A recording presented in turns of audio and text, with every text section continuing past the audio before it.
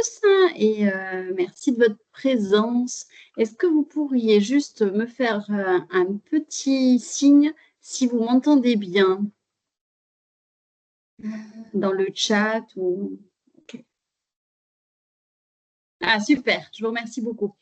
Donc, je suis Maïté Comon, je suis psychiatre sur le CRP de Bordeaux et je suis ravie de vous accueillir pour ce nouveau webinaire. Nous avons la chance de recevoir ce soir Fatima Le Grigaratig, qui nous fait l'amitié et le plaisir de nous faire profiter de son expertise sur la question importante de l'emprise et du contrôle coercitif. Et nous allons pouvoir du coup bénéficier de sa présentation pour vous faire une petite explication du format. Elle va pouvoir faire une présentation durant 1 heure et quart. Et après, il y aura un petit temps d'échange avec Fatima. Vous pourrez poser des questions. Du coup, ce que je vous propose, parce que on va pas pouvoir, pour plus de fluidité, on ne pourra pas ouvrir les micros. Je vous propose d'écrire vos questions dans le chat et je me ferai votre porte-voix dans un deuxième temps pour interroger Fatima.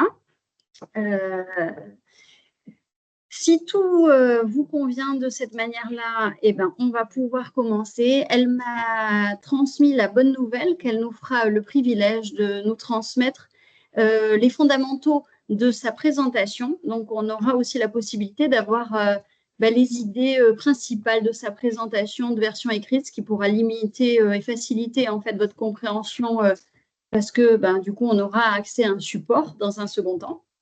Et puis, merci à Fatima. Et je te laisse maintenant la possibilité de te présenter et de nous présenter un petit peu cette question ô combien importante de l'emprise et du contrôle coercitif. Très bien. Merci beaucoup, Maïté et Céline. Donc moi, je travaille en tant que psychologue, responsable coordinatrice de l'USAP depuis maintenant 10 ans. Donc on est également centre régional de psychotraumatisme Paris-Nord sur le site Aulnay-sous-Bois. J'ai une expérience d'une dizaine d'années au service des urgences générales de ce même hôpital. Et on a décliné un parcours spécifique pour les femmes victimes de violences.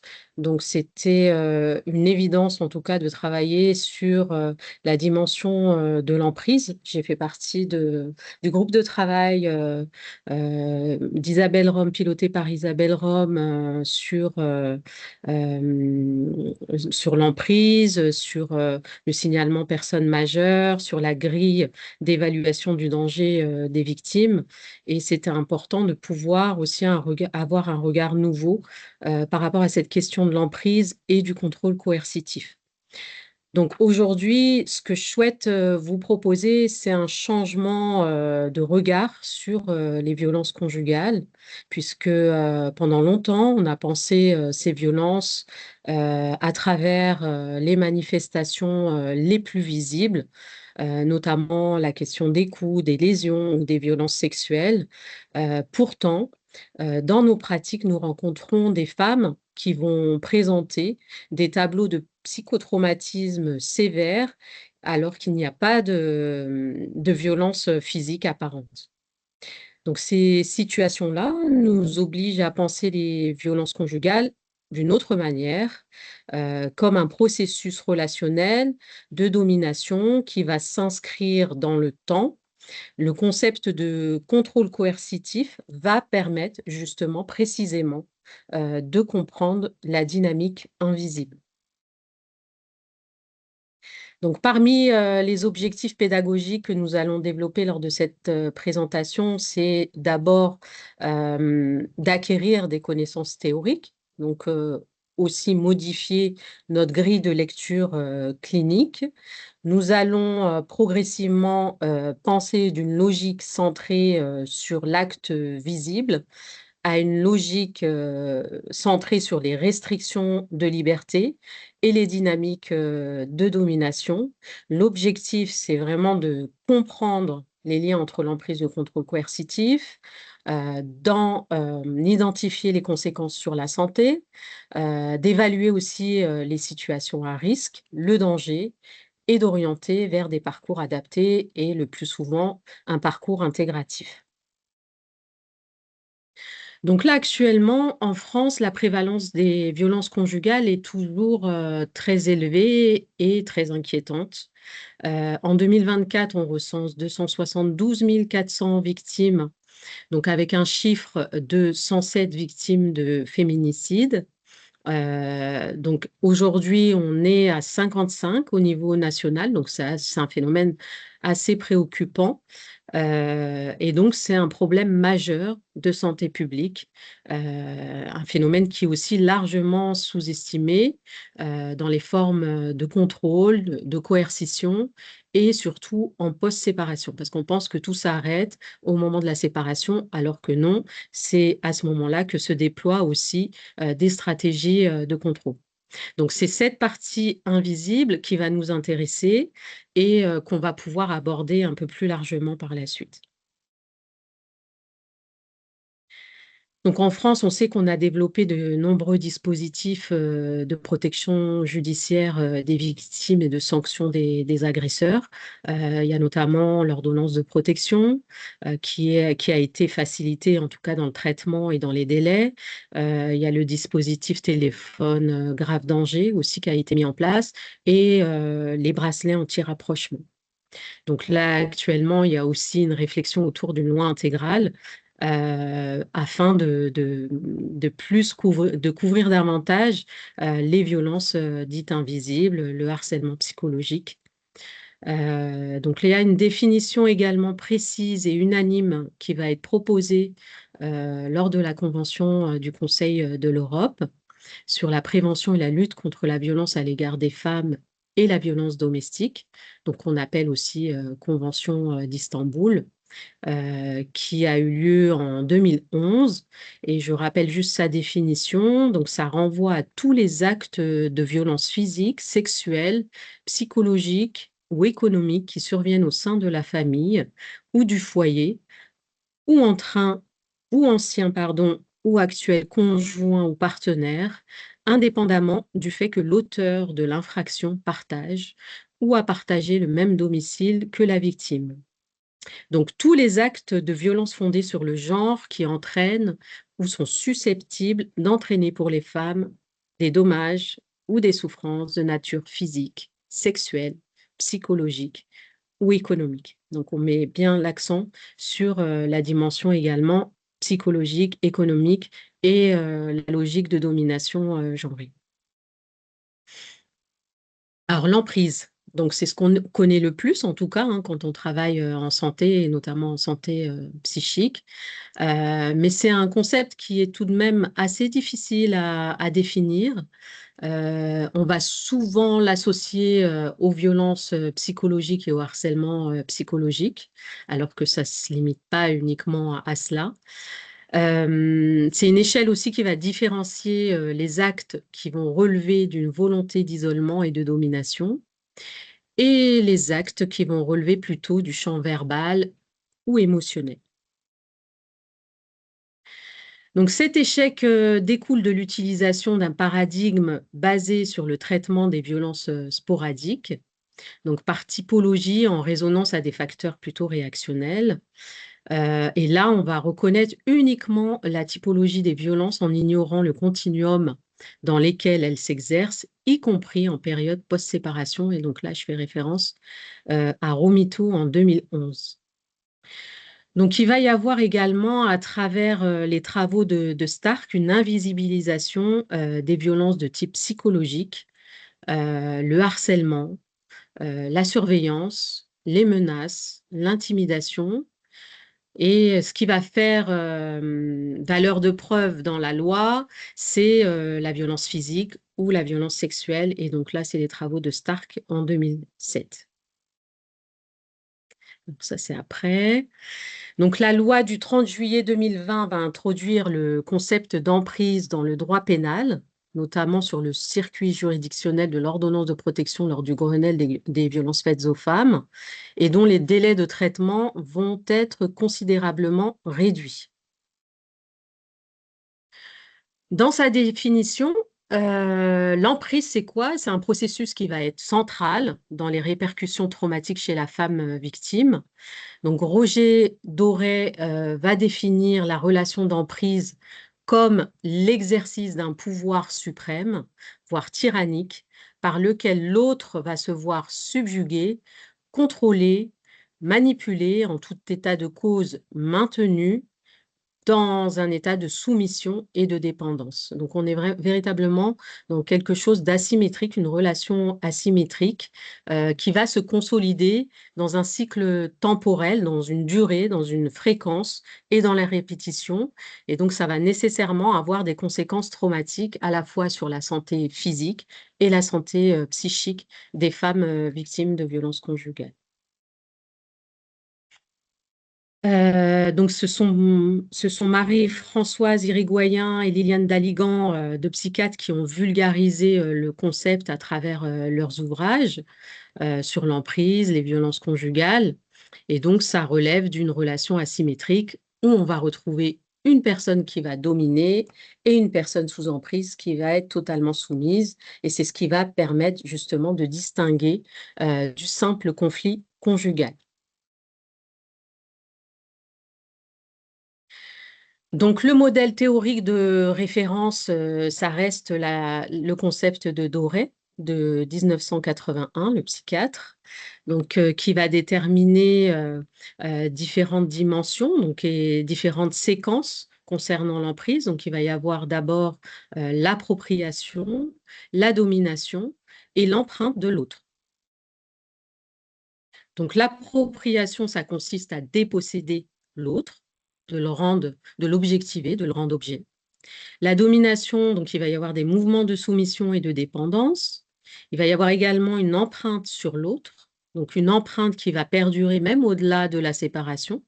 Donc il peut y avoir un marquage physique et psychique, et qu'on retrouve également quand on accompagne les personnes en suivi thérapeutique. Il va y avoir également des facteurs qui vont favoriser la relation d'emprise. Donc là, on va retrouver la relation de dépendance. Donc une personne qui va être dépendante administrativement, par exemple, qui n'a pas les papiers. Donc ça peut être aussi un facteur de dépendance. Une personne qui va vivre aux dépens de l'autre de manière économique. Donc là aussi, on peut avoir également un sentiment de dette chez la victime, le fait de rendre service, d'avoir eu un service rendu par un agresseur, le fait de détenir un secret, donc le fait que l'agresseur puisse détenir un secret. Et bien souvent, au démarrage des relations, il y a une relation de confiance, et la personne s'en remet assez rapidement dans les confidences auprès de l'agresseur. Donc, il peut y avoir également la vulnérabilité préexistante au niveau narcissique chez la victime. Donc, il peut y avoir également des trajectoires victimaires et puis des effractions traumatiques dans l'enfance, avec une histoire traumatique de type violence intrafamiliale ou agression sexuelle dans l'enfance. Le manque affectif également chez la victime, une personne qui n'a pas du tout confiance en elle, qui vit dans un climat d'insécurité et puis qui va se construire dans ce climat d'insécurité et qui va rechercher plutôt une relation de dépendance vis-à-vis d'autrui. Et enfin, c'est l'isolement. Donc, l'isolement, c'est le fait de ne pas avoir de famille autour de soi, de ne pas avoir d'amis, de ne pas travailler. Donc, ça aussi, c'est des facteurs qui vont prédisposer à cette relation d'emprise. Donc, il y a d'autres modèles aussi de l'emprise psychologique qui existent, celui de Chaperon et d'Agneau. Mais on va pas s'étoffer là-dessus.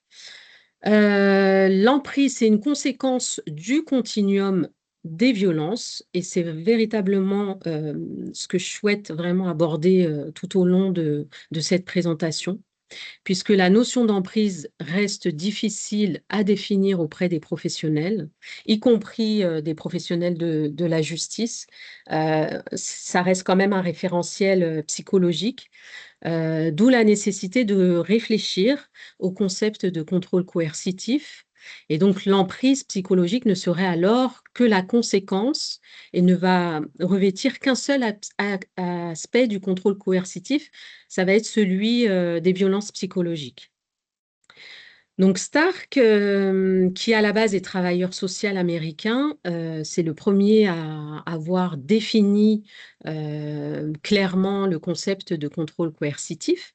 Donc il va le définir comme l'ensemble des tactiques et des comportements qui vont être utilisés par l'agresseur pour exercer un contrôle. Donc, on va retrouver des stratégies telles que le gaslighting, c'est le détournement cognitif, le stalking, c'est le fait de surveiller les déplacements, les contraintes, d'installer également des micro-régulations de comportement. On va avoir également une domination donc, qui va s'exercer par la force, les violences sexuelles, les violences physiques, mais aussi les violences verbales ainsi que la menace. Donc, le contrôle coercitif, c'est une privation de liberté, une prise d'otage invisible selon Stark. Alors, pourquoi les modèles classiques sont insuffisants? Ben, je reprends un petit peu le modèle de l'iceberg. Selon les violences visibles, la partie visible, elle est beaucoup plus simple à identifier puisqu'on y retrouve les violences physiques, les violences sexuelles, les menaces explicites, les menaces de mort.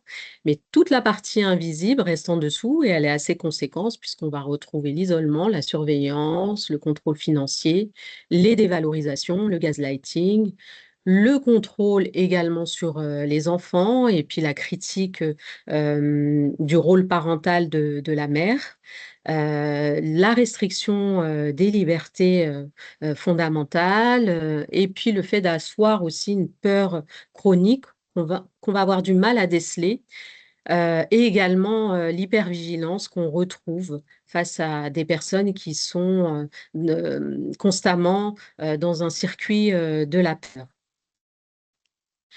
Et donc, c'est ce qui va également déterminer le danger. Donc, nous, ce qui nous intéresse, c'est cette partie-là, la violence invisible, et à quel moment, justement, sans être accompagnées des violences visibles, elles vont pouvoir être inquiétantes et entraîner justement un risque pour les victimes et du danger.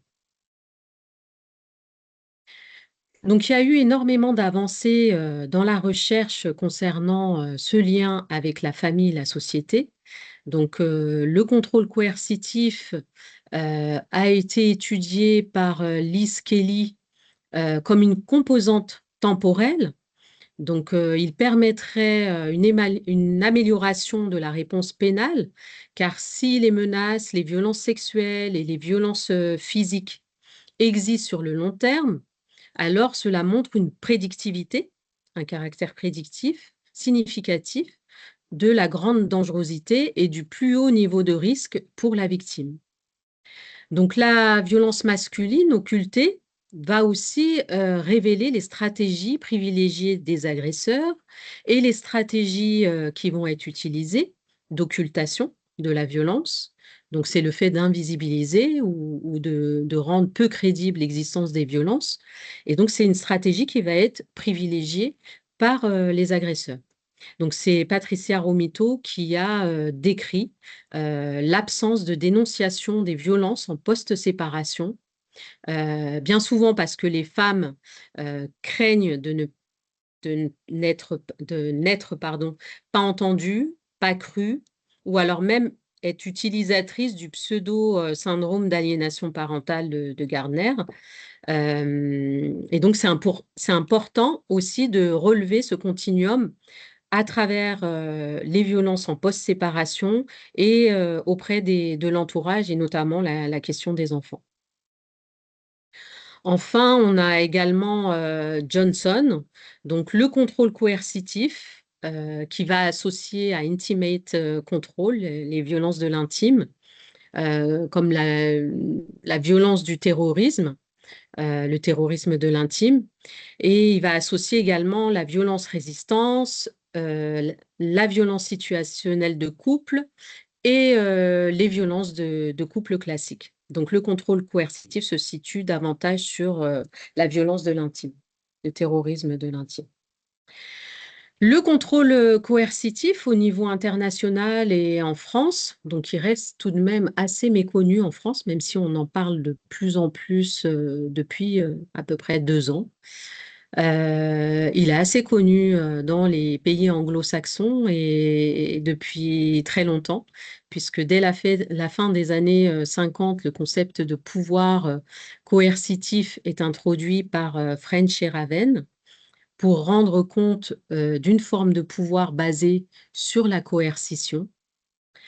Marianne Esther, qui a beaucoup collaboré avec Stark, rappelle aussi que le contrôle coercitif n'est pas neutre. Il va s'inscrire dans une asymétrie qui est structurelle et liée au genre. Voilà, c'est une domination sur le plan genré des hommes sur les femmes. Et la plupart des victimes sont des femmes, la plupart des auteurs sont des hommes. Ça, c'est d'après toutes les études qui ont été réalisées. Donc, c'est les chiffres qui parlent. Le concept de contrôle coercitif proposé par Evan Stark va permettre l'usage de la force, de coups, d'intimidation, de privation par l'agresseur. Et donc, le but, c'est d'exercer le plein contrôle et la domination sur la victime. Donc, c'est à ce moment-là que l'emprise est installée. On s'est aperçu que l'absence de violence physique et sexuelle plus remarquée n'excluait pas le danger d'un passage à l'acte homicidaire. Et donc, là, c'est vrai qu'en rapport avec les chiffres de féminicide, et c'est la préoccupation actuelle aussi au niveau national, donc, il faut aller vers ce paradigme de contrôle coercitif. Dans de nombreux pays comme l'Angleterre, le Pays de Galles, l'Écosse, l'Irlande, le Canada, l'Australie, donc on utilise beaucoup, en tout cas c'est très usité, le contrôle coercitif dans le traitement judiciaire au niveau pénal. Il a été criminalisé dans la plupart de ces pays. Aujourd'hui, c'est en discussion en France depuis 2 ans. Donc, on souhaite, je pense, réfléchir à une loi intégrale qui va permettre aussi de pouvoir l'inclure. La Belgique également, la Suisse, qui veulent également une intégration sur le champ pénal. Alors, le contrôle coercitif tel qu'il a été introduit par Stark est un processus universel déjà et qui va avoir 3 dimensions. Donc, la première dimension, c'est celle qui est constituée du répertoire de comportements oppressifs. Donc, c'est un inventaire qui va évoluer selon le continuum temporel et cumulatif. Il va être dépendant des caractéristiques intra-individuelles de la victime et de l'auteur et de leurs interactions interindividuelles. C'est là où on parle d'une véritable interface entre l'agresseur et la victime. La victime, elle n'est pas passive, elle a aussi des stratégies et des comportements, des réactions de survie et des stratégies de survie qui vont lui permettre aussi de faire face justement aux agressions et d'éviter l'escalade de ces violences. On y retrouve également les 2 mécanismes de contrôle et de coercition, ainsi que les comportements qui s'y rattachent. Et on va retrouver 3 dimensions. Donc la première regroupe les actes de violence. La deuxième dimension, c'est l'atteinte aux droits et aux libertés, donc la privation des droits et des libertés fondamentaux. Donc, on a parlé de la Convention d'Istanbul tout à l'heure, et donc Johnson va nommer intimate terrorism. Donc, le fait de priver une personne d'aller consulter quand elle a un problème de santé, Nous, il n'est pas rare d'intervenir, par exemple, dans des services comme la cardiologie ou la réanimation, parce qu'une personne, j'avais eu le cas d'une jeune femme qui avait été privée de son insuline et qui s'est retrouvée en réanimation, dans le coma, et à son réveil, elle a pu dire que c'était son petit ami qui l'avait privée de son insuline. La privation de liberté, c'est la privation de sortir. Il n'est pas nécessaire d'enfermer ou d'attacher un radiateur, hein. Il suffit de dire à la personne, je t'interdis de sortir, et si tu sors, il t'arrivera ci, il t'arrivera cela, qu'à ce moment-là, on est quand même dans une atteinte aux droits et à la liberté fondamentaux. La troisième dimension, c'est celle de l'inégalité structurelle. Donc qui est celle du privilège de genre, donc qui a été étudiée par Delage en 2020, et de la domination de l'homme sur la femme. Donc on y ajoute également la stratégie des agresseurs. Donc tout cela va introduire un climat de domination auquel la victime va être totalement dépendante, et ça va installer progressivement et durablement justement ces bases de l'emprise. Donc vous voyez bien que le contrôle coercitif, c'est une chose, l'emprise, c'en est une autre, mais qu'il y a un lien progressif entre les deux. Alors les mécanismes en jeu, donc moi dans le cadre de ma thèse, puisque je réalise une thèse sur le contrôle coercitif et les répercussions en santé, donc d'examiner les liens entre ces mécanismes et la symptomatologie associée. J'ai beaucoup travaillé sur les textes de Okun, qui est un clinicien de New York, qui va lui aussi décrire le contrôle coercitif comme une dynamique relationnelle qui va être fondée sur des cycles répétés d'intimidation et de domination. C'est cette répétition qui va justement user la victime et installer justement la soumission. Donc à un moment donné, même si la victime elle est en lutte, à un moment donné elle cède, et c'est à ce moment-là que la soumission s'installe, et que la personne elle va vers une forme d'effondrement psychique. Je me suis basée également sur le modèle d'écologie sociale de Dutton et Goodman dans mes travaux, donc qui date de 2005, un petit peu avant Stark. Donc eux aussi se sont intéressés au contrôle coercitif et notamment au continuum des violences, au continuum également du circuit de la peur, et le fait qu'il puisse y avoir des effets au niveau de la santé physique, la santé psychique, et le fait qu'il y ait toujours comme ça, de façon continue, ce climat de surveillance. Donc on le voit au milieu. Donc la surveillance qui est là à partir aussi de personnes extérieures qui vont assurer aussi cette surveillance, parce que souvent l'agresseur va trouver des systèmes d'alliance, donc, et qui vont avoir aussi des conséquences négatives sur la qualité de vie. Il va y avoir aussi un changement des schémas, et c'est pour cela que identifier les schémas dans lesquels se sont construites les personnes qu'on accompagne va servir à déconstruire justement ces schémas-là, donc qui vont être inculqués par la culpabilisation.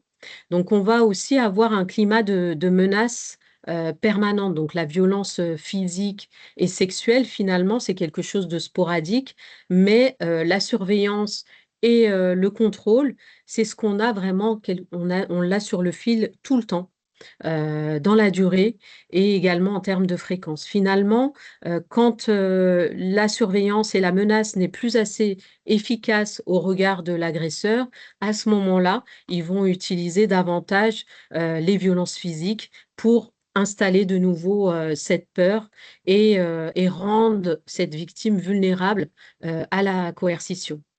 Alors, il est à noter aussi qu'ils se sont intéressés aux antécédents aussi et à l'histoire des victimes, puisque Il peut y avoir également des facteurs de vulnérabilité du côté des victimes et donc ils vont pouvoir utiliser ces facteurs-là pour créer la soumission et exercer davantage le contrôle et la domination.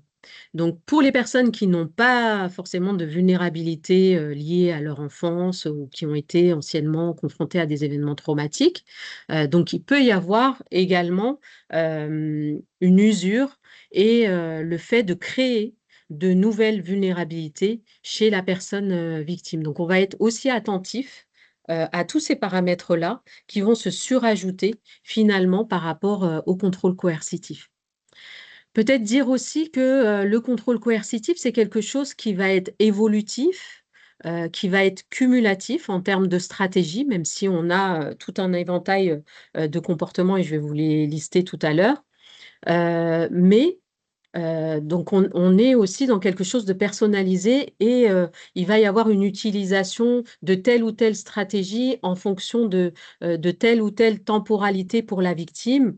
Et au moment où finalement elle est dans la rébellion, donc là, après, il peut y avoir une escalade et une augmentation de l'utilisation de tout cet éventail de comportements visant à installer de nouveau l'emprise et la coercition et le contrôle du côté de la victime et pour asseoir sa domination. Voilà, donc j'attendrai les questions peut-être par rapport à ce schéma-là, mais je trouve qu'il est vraiment très clair et il s'associe très bien à ce qu'a pu proposer Stark en termes de définition et des 3 dimensions que je vous ai mentionnées précédemment. Donc là, c'est la suite, la privation des droits et des libertés, l'inégalité de genre. Donc ça, j'ai rajouté en fait la dimension de Stark. Et peut-être dire un mot sur le macrosystème, les institutions, les politiques publiques. Donc, ils sont aussi pour beaucoup sur l'installation des microsystèmes. Et dans le modèle d'écologie sociale, le macrosystème a aussi un effet au niveau du microsystème et peut être aussi un élément facilitateur du déploiement des stratégies de contrôle coercitif côté agresseur. Donc ça, il faut le savoir. Et le fait d'avoir aussi un soutien de l'exosystème. L'exosystème, c'est tout ce qui est entre le macrosystème et le microsystème. Donc le noyau, c'est la relation de couple et la famille par extension. Donc tout cela va permettre aussi d'avoir des ressources du côté des victimes, c'est-à-dire que le fait que la victime soit entourée, qu'elle ait des amis, qu'elle ait des professionnels autour d'elle, qu'elle ait aussi un travail, par exemple. Donc tout cela, ça va aider aussi à lutter contre le contrôle coercitif qu'elle subit. Donc le macrosystème est vraiment important, en tout cas, dans l'analyse des mécanismes globaux du contrôle coercitif. Donc, là, c'est pour dire que c'est un modèle dynamique, puisque c'est dans la durée. On s'intéresse à la fois à la durée et à la fréquence. Donc, on retrouve le continuum de comportement oppressif et de contrôle, le continuum de la peur à travers la menace et également le passage à l'acte de coercition, les violences, qu'elles soient verbales, physiques, sexuelles et le continuum sur les effets sur la santé physique, mentale, la qualité de vie. On a beaucoup de personnes qui vont souffrir de violences plutôt, enfin de douleurs, d'algies multiples, qui vont développer des maladies. Donc, on est très attentif aussi par rapport à ça. Alors là, je suis désolée, j'ai une grosse diapo. Donc là, l'idée quand même principale d'identifier le contrôle coercitif, c'est de pouvoir répondre de manière très efficace à la protection des femmes victimes, de pouvoir identifier le danger, de sortir du schéma des violences sporadiques, donc de l'ordre de la flagrance, comme les violences physiques et sexuelles, mais d'envisager la globalité des violences conjugales. Et donc là, je me réfère aussi aux travaux d'Esther, qui avait fait une étude auprès de la police. Et dans son étude, il y avait des crimes violents qui augmentaient le risque homicidaire et également le risque de récidive, qui est sous-évalué avec des personnes qui étaient sous contrôle coercitif. Voilà, donc on a aussi Walby qui a travaillé également sur les hommes violents et le fait qu'on les perçoive uniquement sous le prisme des infractions visibles par la loi. Les actes de coercition et de contrôle sont pour eux beaucoup moins visibles et parfois ignorés. Donc on a l'étude de Butterworth et Westmoreland aussi qui va révéler les tactiques de contrôle et de détournement cognitif, le gaslighting, donc ils nomment Gaslight Games, qui bien souvent vont servir à faire passer pour folles les femmes qui sont victimes. La période de séparation et de post-séparation est une période assez sensible. Donc, on le sait aujourd'hui, on en parle de plus en plus. Donc, c'est aussi une temporalité qui est importante pour des femmes qui n'ont jamais vécu de violence physique, qui vont voir à ce moment-là l'émergence de menaces de mort, de risques de passage à l'acte homicidaire. Et donc, il y a véritablement un risque à évaluer en fonction du niveau de contrôle coercitif, parce il y a différents stades de contrôle coercitif et d'intensité au niveau du contrôle coercitif. Et donc, il faut pouvoir évaluer un petit peu le seuil de dangerosité du contrôle coercitif. Donc là, ça donne aussi une indication temporelle des violences physiques, sexuelles, les coups, les menaces, et donc la montée du haut niveau de risque. Donc là, on peut avoir aussi une amélioration de la réponse pénale, si on s'y intéresse, bien sûr.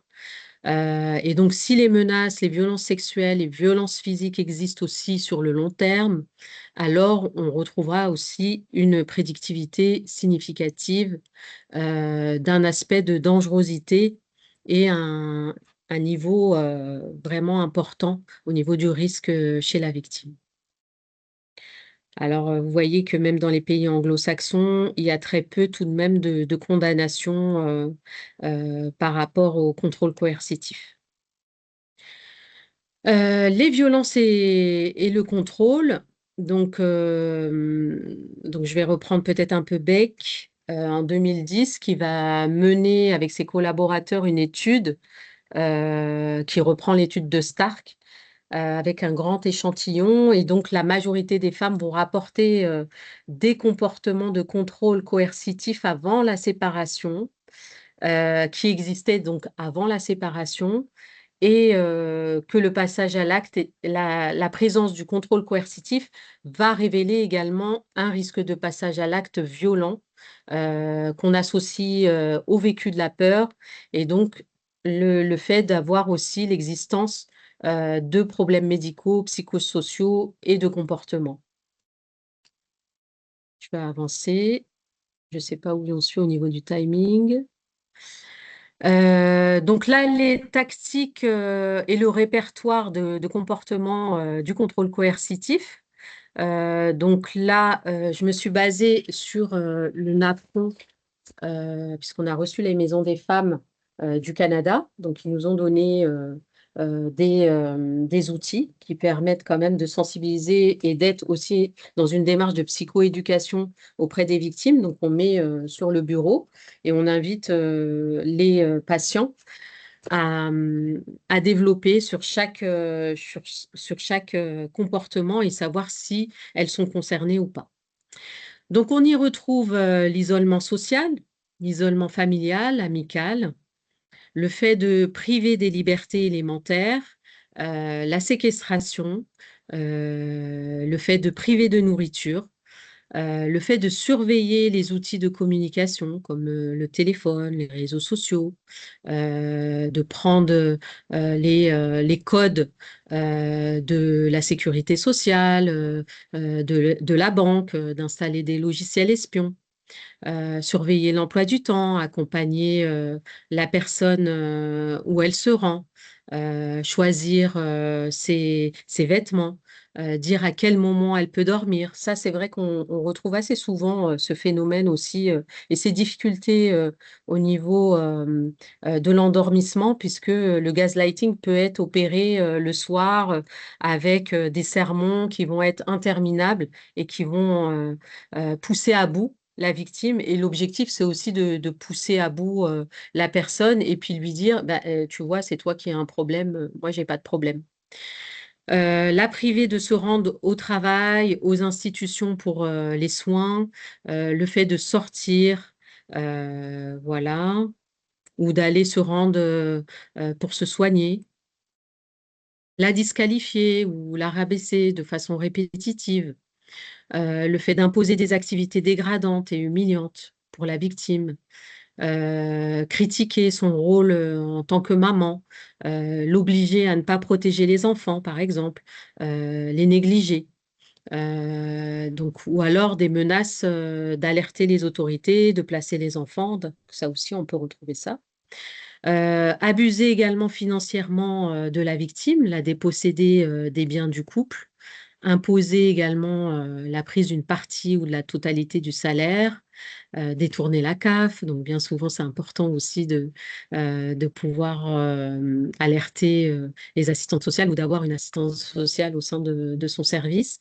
Et donc, on retrouve également les menaces de tuer, de blesser, y compris les enfants, d'agresser physiquement, l'intimidation corporelle aussi. Donc, c'est très, très efficace pour installer la peur. Jeter des objets à côté de la personne, le fait de s'approcher, d'approcher la tête et le front sur le visage de la personne sans laisser de traces. Donc, c'est très efficace dans la peur.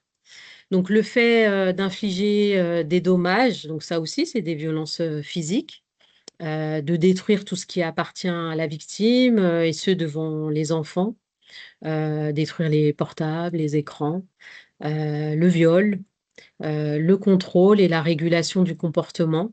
Donc la manière de préparer le repas, de faire le ménage, de punir les enfants. Voilà. Donc ça, c'est l'outil de repérage du contrôle coercitif. J'ai entendu quelqu'un, non? C'est moi, Fatima. C'est juste pour Oui? te dire, il reste une demi-heure à peu près. Ok, donc je vais essayer quand même d'avancer sur les fondamentaux. Donc, je vous renvoie quand même aux outils des Maisons des femmes du Québec. Donc, vous pouvez aller sur leur site et il y a possibilité de commander des outils et d'être livré dans votre structure. Donc ça, c'est une affiche dans un pays anglo-saxon qui va décrire aussi ce que c'est que le contrôle coercitif dans l'idée justement que les personnes, que les professionnels, que les patients, que les personnes lambda puissent s'approprier aussi cette dénomination. Parce qu'encore, enfin, il y a encore beaucoup de monde qui ne savent pas ce que c'est que le contrôle coercitif et qui ne font pas la différence non plus avec l'emprise. Alors, on va avancer. Là, je vais avancer. Donc, juste dire que ça concerne aussi le public LGBT. Donc, il y a aussi des hauts niveaux de violence physique et sexuelle dans tous les couples, qu'il s'agisse de couples homme-homme, femme-femme. Il y a toujours cette relation finalement asymétrique de domination et c'est cela qui va déterminer s'il y a contrôle coercitif ou pas. Mais en tout cas, ça concerne également le public LGBT. Donc, le contrôle coercitif, c'est un bon prédicteur de la situation de danger. Donc, comme on l'a vu, il va priver des libertés fondamentales, la liberté de sortir, de circuler dans l'espace, d'exercer des activités, des loisirs, de s'alimenter. Donc, il y a une étude qui va montrer que les hommes tuent leurs femmes qui ont des profils ordinaires, tandis que les homicides d'hommes envers d'autres hommes avaient un casier ou des problèmes durant leur enfance. Donc ça concerne vraiment une grosse partie de la population et de la société. Et c'est en lien et en résonance un peu avec ce qui se passe dans l'actualité par rapport à l'agresseur et la présentation de l'agresseur. Voilà, donc c'est quelqu'un de lambda. Le moment de la séparation, donc, qui comporte un facteur de risque majeur pour les femmes qui font face au contrôle coercitif. On a également les enfants et le contrôle coercitif. Donc là, je renvoie aux travaux de Katz, qui a vraiment beaucoup rédigé autour des répercussions sur les enfants et le fait qu'ils ne soient pas co-victimes, mais qu'ils soient directement impliqués dans le contrôle coercitif. On voit aussi énormément d'enfants qui vont devenir également agresseurs en direction de leur mère parce qu'ils vont être instrumentalisés par le parent agresseur, ou alors des enfants qui vont être dans l'hyperadaptation pour éviter justement la violence. Et donc les enfants sont aussi des instruments et des armes pour viser la destruction et maintenir l'emprise du côté de la mère, surtout quand elle décide de se séparer, qu'elle envisage de se séparer ou au moment de la séparation. Donc, il y a des enjeux aussi d'exploitation au niveau judiciaire et d'utiliser justement le macrosystème pour asseoir la domination et instrumentaliser en défaveur de la personne victime. Donc, d'où la nécessité de pouvoir identifier le contrôle coercitif. Alors, on n'a pas parlé de l'intérêt majeur en contexte de la santé, et donc ça, c'est l'objet aussi de mes travaux de thèse, de montrer aussi les répercussions sur la santé.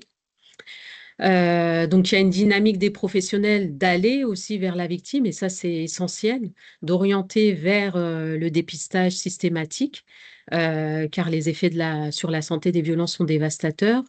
De 2008 à 2010, on avait réalisé avec un groupe de travail aux urgences une étude donc sur un échantillon de 236 patientes, et on ne s'était pas aperçu en fait qu'au moment du dépistage, donc c'est la partie du milieu, là, pendant, les personnes donc étaient plus importantes en secteur de chirurgie, donc là en bleu, parce qu'elles étaient là par rapport à des violences et des signaux physiques visibles.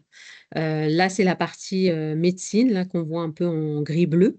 Donc là, qui comporte un tiers des passages. Donc le fait d'interroger les personnes en secteur de médecine, donc on pouvait aussi voir d'autres motifs. Et puis, donc on avait également des personnes qui consultaient en secteur de psychiatrie auprès du psychiatre de garde. Et donc là, c'est en jaune. Donc au moment du dépistage, donc on les repère davantage en secteur de chirurgie. Mais quand on a fait une recherche sur les dossiers et l'antériorité, on s'est aperçu que les personnes venaient consulter aux urgences, non pas pour des motifs de violence conjugale ou des motifs de lésions ou de coups, mais pour des motifs de, euh,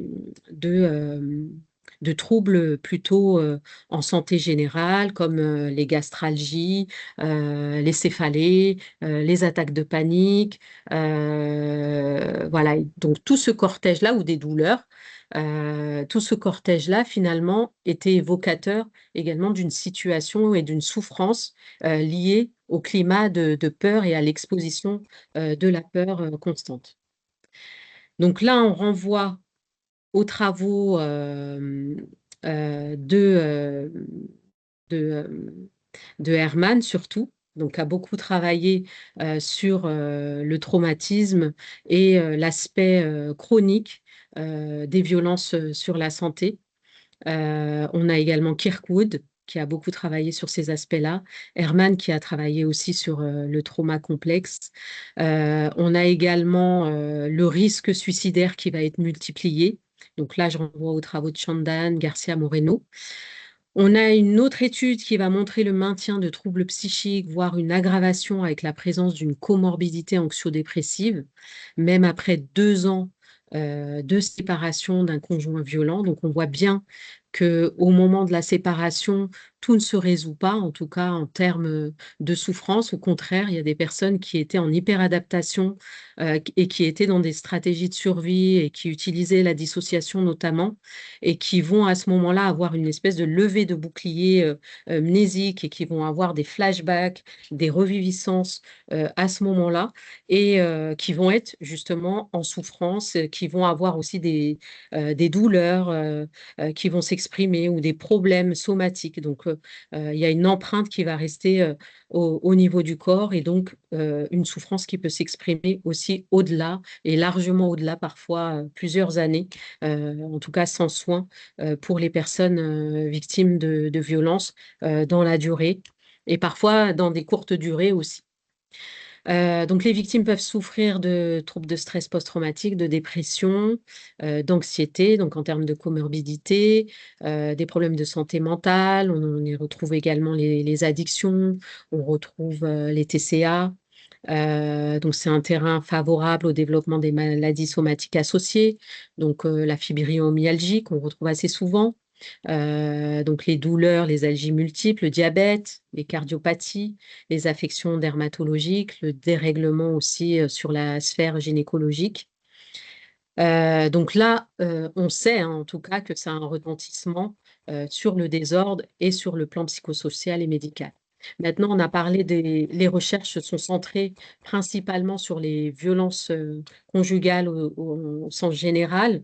Et donc là, l'étude, elle porte davantage sur le contrôle coercitif et les effets sur la santé, et notamment les violences plus invisibles qui vont aussi euh, déterminer et accentuer cette usure psychique. Moi, j'appelle ça la boucle traumatique qui va être enclenchée et qui va mener à un effondrement psychique à un moment donné.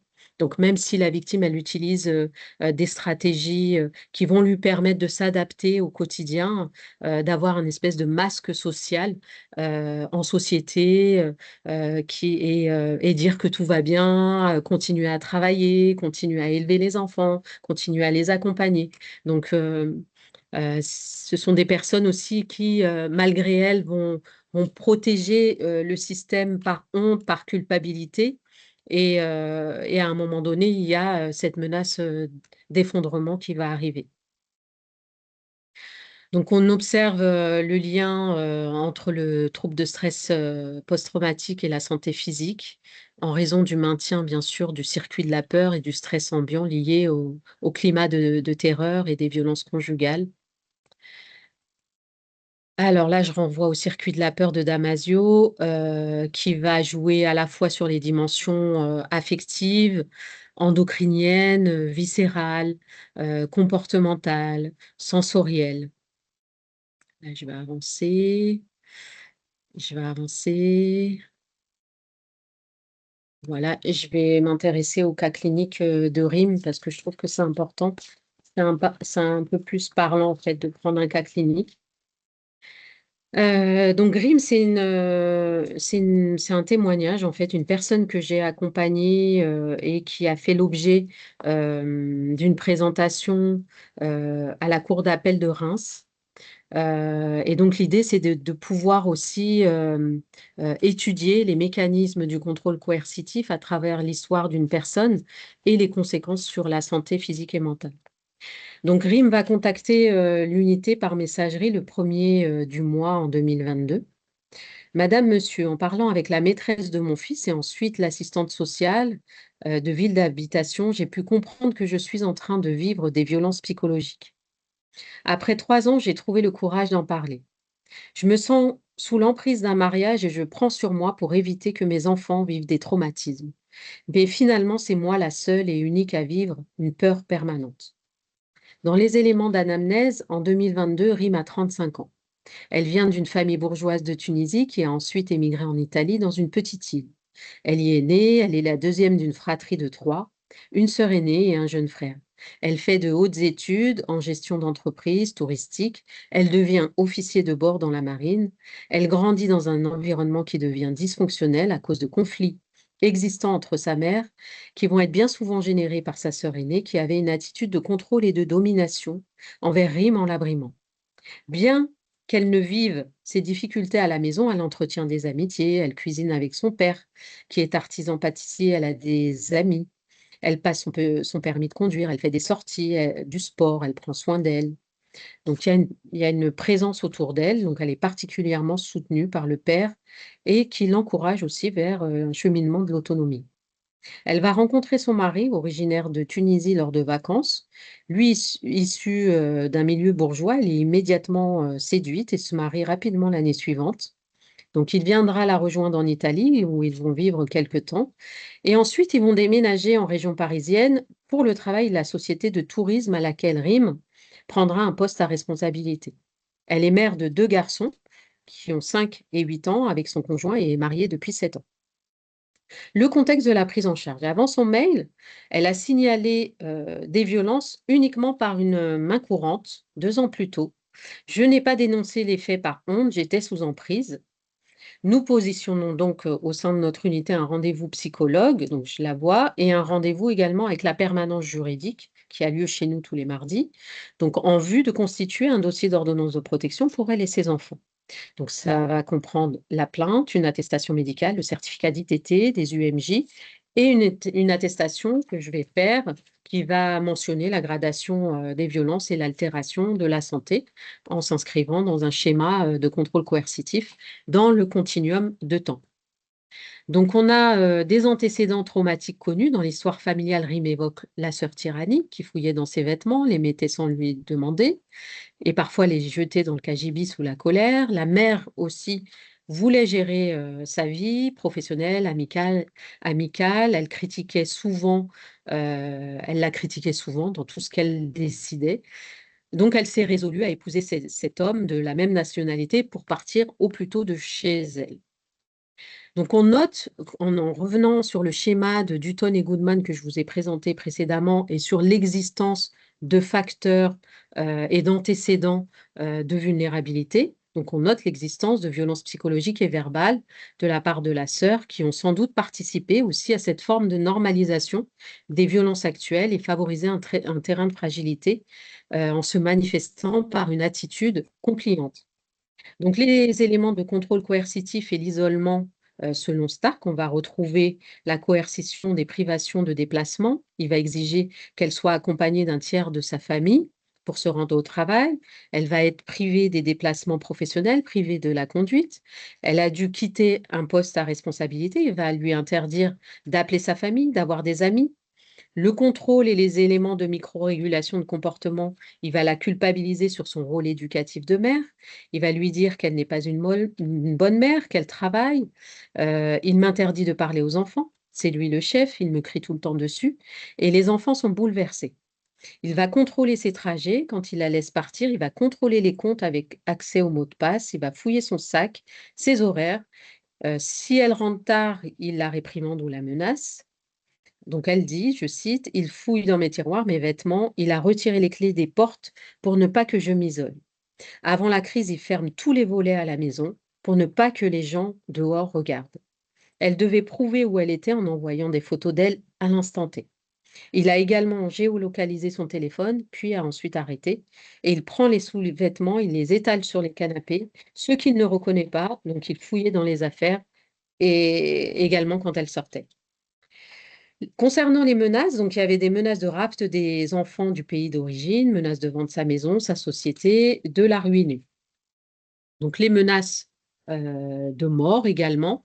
Il m'a menacé 2 ou 3 fois de mort cette année en me disant: «Si j'entends que tu fais quoi que ce soit, je te tue. Je préfère te tuer que de divorcer». Donc il y a eu aussi un chantage au suicide évoqué dans la plainte. Les violences physiques, intimidation, il va me bousculer tout le temps en disant: «Je n'ai pas fait attention». Il m'a déjà giflée, j'étais enceinte de mon premier enfant, donc le moment où aussi de la grossesse est une période aussi à risque. Il essaie de la frapper en levant la main, il la bouscule contre les murs, il fait des crises de colère en jetant des objets. Elle reçoit des gifles pendant la grossesse. Concernant les violences psychologiques et verbales, il va la filmer quand elle se déshabille, il va lui dire: «Regarde, tu as les seins qui tombent, tes fesses sont plates». Donc l'idée, c'est de l'humilier davantage. Il va la traiter de pute. Elle n'a jamais de son planning. Il partirait plusieurs fois en Tunisie sans la prévenir. Puis il revient également sans la prévenir, comme s'il avait toujours été là. Je me sentais perdue quand il partait comme ça. Elle ne peut inviter personne car il se montre odieux avec elle et ses amis. Donc, finalement, il y a une obligation à l'isolement. Et il y a des manquements aussi en tant que père et en tant que mari. Donc, il y a une gestion économique et administrative de son travail, pas de privation économique, mais un contrôle qui va être permanent aux accès des comptes personnels. Il va aussi dissimuler les clés de voiture ou les garder avec lui pour ne pas la laisser partir au travail. Donc, pas d'évocation de violence sexuelle. Et donc, peu à peu, Rim se retrouve totalement isolé de sa famille, vivant en France, de ses amis, de son travail, et ensuite l'épuisement arrive. L'évolution des violences, donc elle vit dans un climat de peur permanent par l'installation de la menace, du chantage, du contrôle par le conjoint. Donc tout ça s'est accentué au fur et à mesure du temps. Les passages à l'acte de type violence physique sont moins présents qu'au démarrage de la relation et plus massifs pendant la grossesse. Donc à l'instar de ce que montre le modèle de Dutton et Goodman. Donc, il va avoir davantage de recours à l'intimidation physique. Il va se mettre proche de son visage, l'intimider. Il va y avoir des bousculades. Il va la bloquer, par exemple, contre le mur pour s'imposer. Donc là aussi, ça laisse pas de traces. Puis les violences verbales avec menace de mort tous les jours. Depuis 3 ans, je suis victime d'insultes et de violences psychologiques. Donc le chantage au suicide aurait démarré très tôt au moment de la grossesse, avec une culpabilisation du conjoint. Donc là, les effets sur la santé mentale, aux UMJ, elle est reçue le 10 du mois, très rapidement. Le médecin établit une ITT à 6 jours après la plainte, sur l'échelle de la peur de 0 à 6 et des menaces. Je la reçois en rendez-vous 2 jours après. Elle mentionne l'ensemble des éléments évoqués par la plainte. Elle évoque aussi une période de dépression de 3 ans avec un ralentissement psychomoteur, idéique, une période également de clinophilie. Elle dit oublier pas mal de choses. Je suis incapable de travailler correctement, d'avoir une vie sociale. Je m'isole beaucoup. Je n'ai pas envie de parler. On note également des éléments de stress post-traumatique avec une comorbidité anxio-dépressive, donc avec l'hyperactivité neurovégétative, des insomnies sévères, des flashbacks, des troubles du sommeil, un syndrome d'évitement par l'isolement social, des troubles cognitifs, une vigilance, pardon, constante qui est liée également à l'arrivée du conjoint au domicile. Donc, dès qu'il arrive, elle est dans l'hypervigilance et des stratégies également d'adaptation pour éviter la crise. Elle ne parvenait plus à rédiger ni mail, ni écrit durant son dernier poste. Elle disait, c'était comme si mon cerveau était en off. Sa dépression va se majorer quand elle démissionne, car sa directrice contrôlait tout également, ce qui lui rappelait les mécanismes de contrôle de son conjoint. Ce même jour, elle voit également la juriste sur l'unité qui va préparer un dossier d'ordonnance de protection, donc avec la plainte, l'attestation de l'USAP, les 2 témoignages d'amis qu'elle avait, le certificat des ITT, des UMJ. Les effets maintenant sur la santé physique. Pendant la vie de couple, elle présente des palpitations constantes, des problèmes respiratoires, des attaques de panique, des gastralgies, des douleurs chroniques au bras, une perte d'appétit occasionnant une perte d'une dizaine de kilos.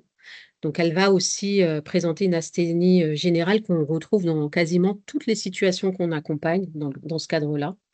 Après la séparation, elle a des kystes ovariens, des pelades aux cheveux, de l'eczéma, de l'acné du visage, des problèmes respiratoires.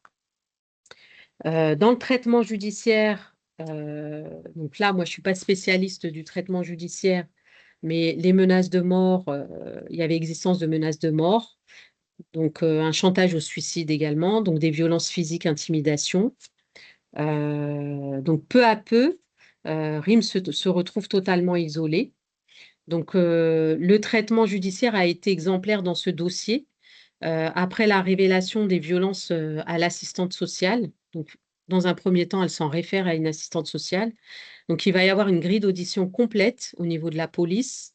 Il va y avoir le certificat des 6 jours d'ITT et donc elle va pouvoir obtenir une ordonnance de protection assez rapidement, qui va lui octroyer la garde exclusive des enfants, fixer la résidence au domicile où réside la mère. Elle va aussi avoir la jouissance du logement familial, une pension pour les deux enfants et l'interdiction d'approcher du domicile conjugal et des apports pour elle et les enfants. Donc, après 2 mois de suivi, Madame parvient à gérer le domicile conjugal et installe un climat de sécurité à la maison. Elle revoit tous ses amis, elle est davantage confiante, elle va se projeter dans l'avenir et va prendre soin d'elle progressivement. On note cependant chez les enfants des reproches comme je dis comme papa, je fais comme papa. Ça, c'est son aîné qui dit ça. Et les enfants ont de plus en plus de mal avec le départ du père. Et elle dit, c'est comme si ils essayaient, les enfants, de l'installer à la maison. Donc, je la recontacte après 3 ans. Elle dit se sentir de nouveau autonome, mais qu'il lui a fallu bien 2, 3 ans avant de retrouver ses facultés. Donc, on note à ce moment-là pas de syndrome de stress post-traumatique, juste un peu d'hypervigilance tout de même du fait des retours des visites d'enfants, puisque par la suite, il a retrouvé la garde des enfants, l'agresseur. Voilà, je vais m'arrêter là. En conclusion, juste dire à travers le cas de Rim, euh, qui a nécessité finalement d'une synergie entre l'ensemble des professionnels. Il faut vraiment avoir une vision un peu transdisciplinaire des situations pour pouvoir comprendre la mécanique du contrôle coercitif et pouvoir aider les personnes victimes. Là, dans le dossier de Rim, elle a pu obtenir cette ordonnance de protection, mais dans beaucoup de situations, cela ne se passe pas de cette manière. Et donc, du coup, il faut pouvoir aussi former davantage les professionnels justement à cette clinique des mécanismes du contrôle coercitif, aux implications qui mènent à l'emprise et qui vont générer aussi des problèmes sur la santé physique et mentale. Euh, et c'est tout l'objet en fait de mon étude de thèse et ainsi que de l'échelle que j'ai développée, donc la CCSS F, qui vient d'être validée en français, qui va être prochainement publiée. Donc, c'est une échelle de 11 items qui va permettre de reprendre l'ensemble des dimensions du contrôle coercitif et de pouvoir repérer les situations à risque. Donc, on a déterminé une note seuil, un cut-off à 34 sur 44, c'est le maximum au niveau de la cotation. Donc, pour toutes les personnes qui sont pas suffisamment averties ou pas spécialistes, en tout cas du contrôle coercitif, ça va être vraiment une aide considérable, que ce soit la police, que ce soit la justice, les travailleurs sociaux, euh, les écoles dans le milieu éducatif. Donc, j'espère qu'en tout cas, elle pourra être utilisée largement. Je ne sais pas où j'en suis, je crois que j'ai beaucoup parlé. Alors, c'est super, Fatima, c'était passionnant. Il est 18h10, donc il reste 20 minutes. Si tu veux Ah, ok. préciser une question, tu peux. Sinon, on a déjà quelques questions dans le chat et si vous souhaitez en poser d'autres, je vous invite à les écrire. D'accord, parce que j'ai toute la partie psychométrique, mais bon, ça va être peut-être un peu moins intéressant. Donc ça, de toute façon, je donnerai ces indications-là, notamment la validation, c'est un peu plus rasoir, je dirais. Euh, donc l'apport clinique, enfin, moi, ma volonté, c'est qu'on puisse pouvoir repérer de manière plus efficiente les personnes qui vivent des violences d'ordre psychologique et notamment qui vivent sous le contrôle coercitif. Et puis qu'on puisse l'envisager comme quelque chose de dangereux. Donc c'est ça mon objectif, c'est qu'il puisse y avoir une amélioration en amont, une démarche un peu proactive à travers également l'expression des symptômes somatiques, des symptômes psychologiques qui peuvent apparaître aussi très tôt. Et c'est aussi une forme de paralangage de la souffrance que vit une personne victime, parce que quand je disais qu'il fallait aller vers les personnes victimes, les personnes les plus en danger, ce sont celles qui se signalent le moins finalement et qui ont peur de représailles, qui culpabilisent énormément puisque sans arrêt on les culpabilise et on met leurs paroles en doute, si bien qu'à un moment donné elles ont l'impression d'être complètement confuses et de perdre la tête. Euh, donc le fait qu'elles soient isolées. Donc, enfin, véritablement, l'idée, c'est de pouvoir aller vers ces personnes et d'aller voir justement ces signaux-là de façon plus large, d'élargir le spectre des violences et ne pas rester centré uniquement sur les violences sporadiques. Ça, c'est vraiment le message principal de cette présentation. Donc, on peut répondre aux questions. Alors, je vais juste remettre, parce que je ne vois pas tout le monde. Il y a déjà beaucoup de questions, enfin beaucoup de questions. Il y a plusieurs questions qui portent justement sur cette échelle et sur la disponibilité à venir de cette échelle. Est-ce qu'elle Alors, sera accessible? l'échelle, elle va paraître prochainement sur la revue de, alors, c'est quoi? J'ai oublié, c'est la fin de journée. European Journal of Psychotraumatology. Voilà. Donc là, on est en train de réfléchir parce que on travaille beaucoup avec les partenaires de territoire. Ici en Seine-Saint-Denis, on a quand même eu une grosse impulsion d'Ernestine Ronay qui a été pionnière dans les TGD et l'ordonnance de protection. Et donc là, on essaye de voir avec l'Observatoire des violences faites aux femmes, avec la préfecture également, sur la création d'un kit d'utilisation en prévention du danger. Voilà, donc qui va aussi accompagner, je pense, puisque là, il y a un retravail sur la grille d'évaluation du danger et de pouvoir inclure finalement cette échelle courte qui est une échelle de screening, c'est une échelle de repérage. Donc, ça va permettre de mieux repérer. Donc, il y aura un kit aussi explicatif avec les explications au niveau de la cotation. Donc, ça, on ne l'a pas encore fait, mais on est en train de s'y mettre. Donc plutôt à destination des professionnels, pas des patients eux-mêmes. Je pense que les patients peuvent aussi l'utiliser, mais je prioriserai quand même les professionnels et le fait de pouvoir amener à questionner les patients sur ces différentes dimensions et sur ces questions-là. Mm. Je pense que ça peut faciliter aussi le dialogue avec les patients.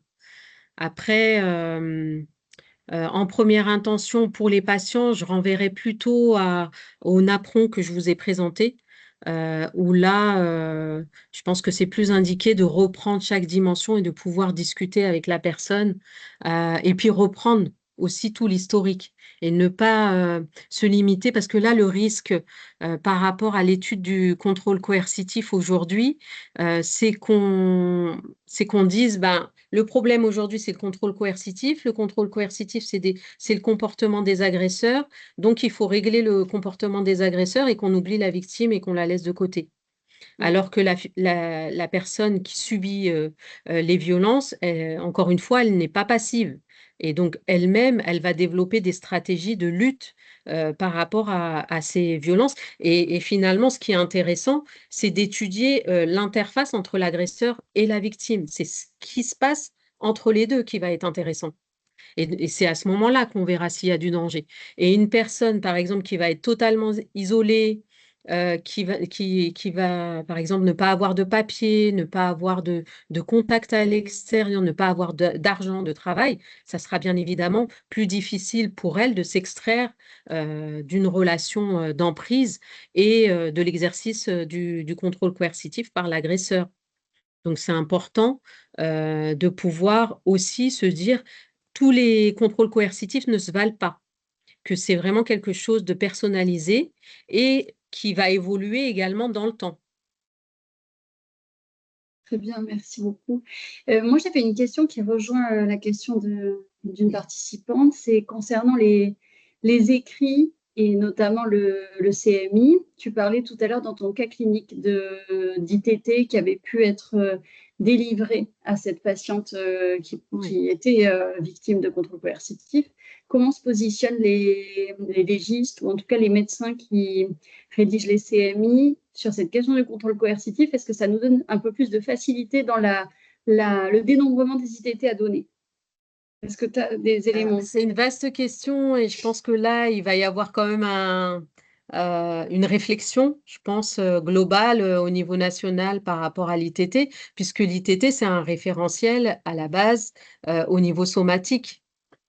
Qui a été élargi aux violences psychologiques, mais qui va considérer la violence à un instant T, et pas forcément dans la durée des violences et Exactement. également dans ce que ça va produire à terme après des années de violence. Et donc, ça n'a pas trop de sens non plus de donner, enfin de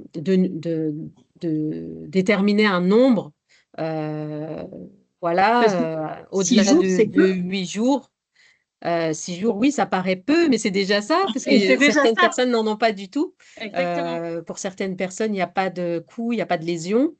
Donc, du coup, c'est la parole de la victime. Donc, il y a des personnes qui vont dire, bah non, moi, je peux pas mettre plus d'un jour d'ITT ou c'est zéro, mais je vais mentionner qu'il y a quand même une souffrance psychologique. Donc là aussi, je pense que c'est vraiment aléatoire. C'est aléatoire en fonction des médecins légistes. Nous, on sait que pour une même UMJ, il va y avoir différentes évaluations selon les médecins. Donc, on sait qu'avec tel ou tel médecin, il y a plus de chances qu'il puisse y avoir une évaluation supérieure à 8 jours.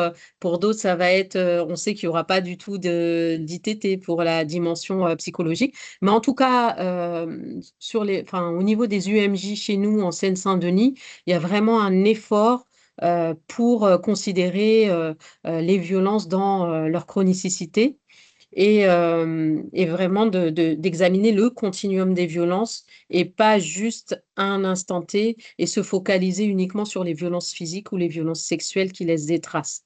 Après, je peux comprendre que l'ITT, c'est quelque chose de restrictif, puisqu'à la base, c'était quand même quelque chose qui était adapté au travail aux conséquences sur la santé et puis par rapport à la notion de handicap aussi. Donc, même la définition encore, l'incapacité totale de travail, ça reste flou pour beaucoup de médecins, mais y compris des médecins généralistes, et beaucoup peinent aussi à évaluer la dimension psychologique en disant ben, moi je sais pas, j'ai l'impression que c'est un petit peu à la louche, en y creusant un petit peu parce que je me suis intéressée aussi à cette question de l'ITT, il n'y a pas franchement de référentiel non plus. Voilà, donc je pense que ça sera vraiment un questionnement majeur sur ces violences qui ne sont pas uniquement sporadiques À travailler alors, d'accord. à Et travailler. du coup, est-ce que tu pourrais nous donner des conseils concernant les écrits que les collègues pourraient produire pour aider ces victimes quand ils les rencontrent ou ils les suivent, alors que ce soit les collègues psychologues ou psychiatres ou médecins, ou en tout cas thérapeutes Oui. accompagnant ces victimes? Qu'est-ce qui Alors, peut être utile nous, de mentionner? je pense que c'est bien déjà de continuer les formations auprès des professionnels qui accompagnent les personnes victimes. Donc nous, on est intervenu par exemple aux UMJ, donc on a formé les équipes là-bas à la question du contrôle coercitif, au fait de pouvoir rédiger aussi des attestations. Donc moi, je pense qu'il faut partir de l'histoire de la personne, puisque là, on a vu quand même qu'il pouvait y avoir des antécédents traumatiques qui peuvent fragiliser et faciliter l'exploitation de ces vulnérabilités du côté de l'agresseur. Donc, il faut aller chercher si ça existe, s'il n'y en a pas, voir qu'est-ce qui a été créé du côté de l'agresseur au niveau du contrôle coercitif. Donc, il faut faut prendre le temps. Je pense que ce n'est pas en 10 minutes ou 20 minutes d'entretien qu'on aura ces informations. Il faut sécuriser aussi parce que la victime, elle est dans un climat d'insécurité de façon permanente. Donc, il faut établir déjà un climat de sécurité avec elle et l'interroger sur les différentes dimensions. Donc, nous, on a des napperons, les napperons des maisons des femmes du Québec. Donc, déjà, on part là-dessus. On essaye d'explorer les différentes dimensions avec les différents types de comportements. Et certaines sont très étonnées. Elles disent ah ben moi je suis dans toutes les dimensions, mais je pensais que en gros c'était pas grave ce que je vivais parce que c'est que du contrôle, c'est pas, je reçois pas de coups, je suis pas violée, donc c'est pas grave. Et en réalité, beaucoup de professionnels pensent aussi la même chose. Donc, on a une tendance à minimiser aussi les violences qui relèvent du contrôle coercitif, alors que bah, là, on voit véritablement qu'il y a de l'usure. Et moi, dans le travail de thèse et, euh, et dans l'étude multicentrique que je souhaite mener avec des UMJ et des centres de psychotrauma, on souhaite aussi euh, montrer qu'il y a des conséquences aussi de ces violences sur la santé et que même ces conséquences sur la santé vont évoluer à travers le temps. Et que tout n'est pas fini justement au moment de la séparation. Au contraire, c'est à ce moment-là qu'il faut pouvoir accompagner les personnes victimes. Donc vraiment nommer les choses, reprendre aussi les verbatims des personnes. Ça, c'est hyper important, ne pas interpréter. Euh, le poids des mots est important. Si on met insulte alors que c'est le mot salope, pute, voilà, et que sais-je, ça a plus de poids que dire ben, il y a des insultes qui sont proférées. Et puis, ne pas occulter aussi la fréquence et la durée, d'où la nécessité aussi de pouvoir mesurer et évaluer. Est-ce qu'on est dans quelque chose qui va monter progressivement, qui va monter en puissance assez rapidement, ou ça va être vraiment dans le temps?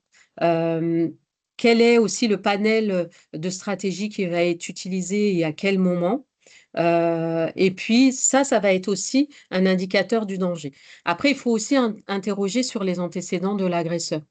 Est-ce que les facteurs de risque, il faut aussi qu'on soit aussi amené à se dire, est-ce que l'agresseur, il a un dossier sur le plan pénal? Est-ce qu'il a déjà été incarcéré? Est-ce qu'il a déjà été condamné? Interroger aussi la personne s'il y a des antécédents psychiatriques du conjoint, parce que parfois ça peut être le cas. S'il y a une possession d'armes, s'il y a des strangulations, là aussi c'est une indication. Le fait qu'il y ait des menaces de mort, donc ça c'est des facteurs aussi aggravants. Donc il faut prendre ce qui relève du contrôle et de la coercition, donc tous les comportements d'un côté, et puis voir comment ça a évolué dans le temps.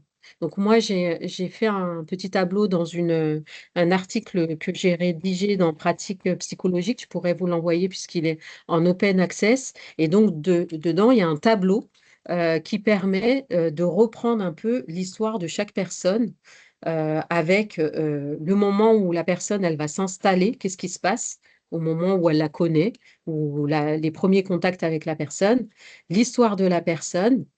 Ensuite, le moment où elle s'installe, le moment où elle se marie, par exemple, le moment de la grossesse, de la première grossesse, le moment avec les enfants et le moment où elle décide de se séparer, euh, l'après-séparation et voir un petit peu comment les comportements vont se décliner au fur et à mesure du temps. Parce qu'il faut envisager véritablement le contrôle coercitif dans ce continuum-là. Un peu comme une frise qu'on tracerait des étapes de vie et voir un petit peu quel est l'éventail de comportement qui va être utilisé. Et ça aussi, ça va déterminer le danger, en fait. C'est pas juste listé. Ouais. Voilà. Et on va prendre peut-être une dernière question, alors qui concerne une demande qui serait faite par les enfants, pour les cas, par exemple, des psychologues de l'éducation nationale. Quels sont les signaux faibles qui peuvent être, auxquels les collègues doivent être particulièrement attentifs chez le parent? Alors, moi, je ne suis pas une spécialiste des enfants, mais on reçoit tout de même les enfants. On voit bien parfois le comportement des enfants.